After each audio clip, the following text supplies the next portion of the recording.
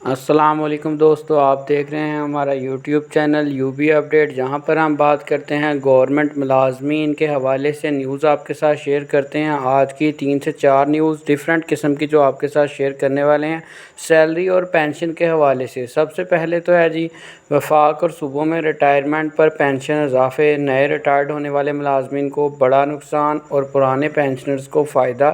یہ میں آگے جا کے آپ کے ساتھ ایک چارٹ شیئر کرتا ہوں جس میں آپ یہ ساری چیزوں کو انڈرسٹینڈ کر سکیں گے۔ یہ ایک نوٹیفیکیشن ہے 21 جولائی 2022 کو دوستو ایک نوٹیفیکیشن ہوا تھا، grant of increase in pension to civil pensioners of the government of the Punjab.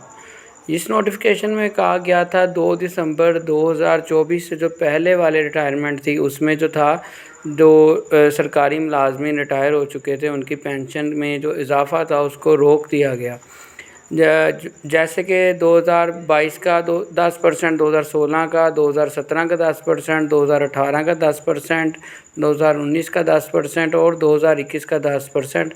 یہ سب جو ہیں یہ ایڈ ہاک جو آپ کو اضافہ جات تھے یہ روک دیے گئے پینشن کے اندر پنجاب میں۔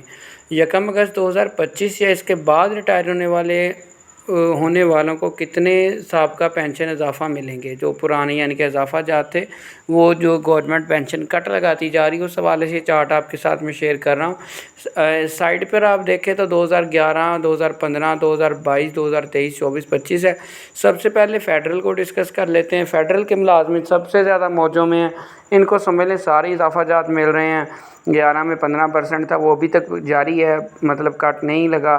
اسی طرح 7.50%، 15 میں پھر 15%، 17.5%، 15% اور اب 2025 میں 7% جو اضافہ ہوا ہے وہ یہ سارے اضافہ جات پینشن میں مل رہے ہیں۔ پنجاب کی صورتحال سب سے خطرناک اور 22 کا شکار ہے، یعنی کہ زیادتی کا شکار ہے۔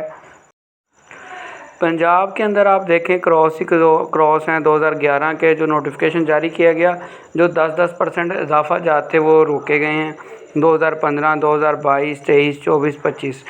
سندھ میں بات کریں تو 2011 اور 15 میں تو کوئی ایسی صورتحال نہیں ہے، اور لیکن 2022 میں 15% ہے۔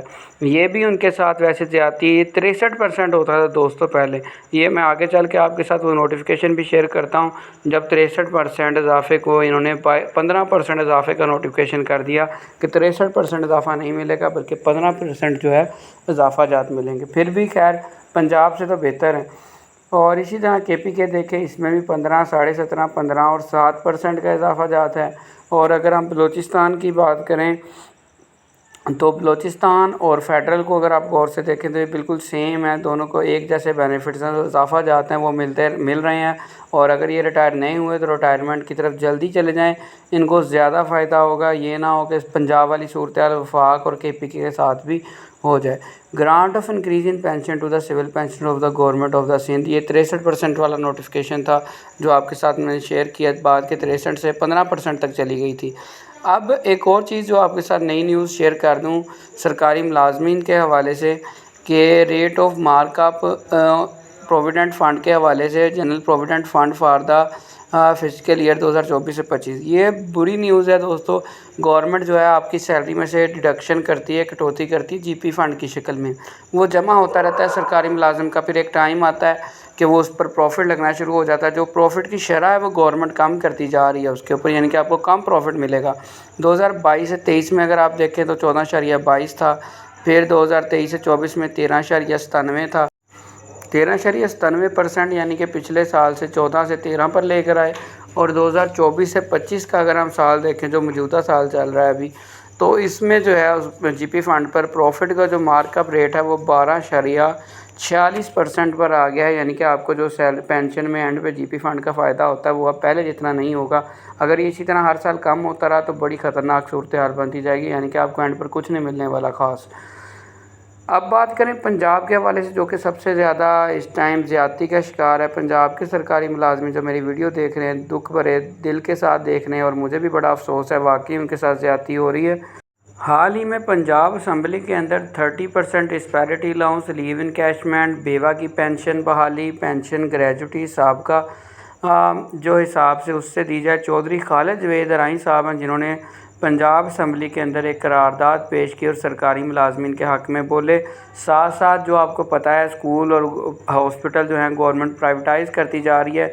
अवामी फ़लाह बहबूद फ़लाह फ़ायदे के लिए सरकारी स्कूलों और अस्पतालों को प्राइवेट ना किया जाए। उन्होंने अपनी स्पीच में ये मौक़िफ़ अपनाया और ठीक ठाक जानदार स्पीच दी और इस मामले को असम्बली के अंदर उठाया।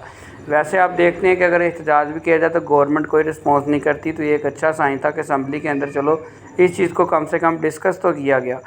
आगे DRA अलाउंस, डिस्पैरिटी अलाउंस जो है, पंजाब वाले तो इससे दूर रहें, सोचें भी ना जो सूरत हाल है कि मिलेगा उनको। और ये न्यूज़ है आपके साथ शेयर कर रहा हूँ, आपने मुझसे नाराज़ नहीं होना, ये जस्ट एक न्यूज़ है आपके लिए, मैं आपको झूठी तसल्ली नहीं दूंगा।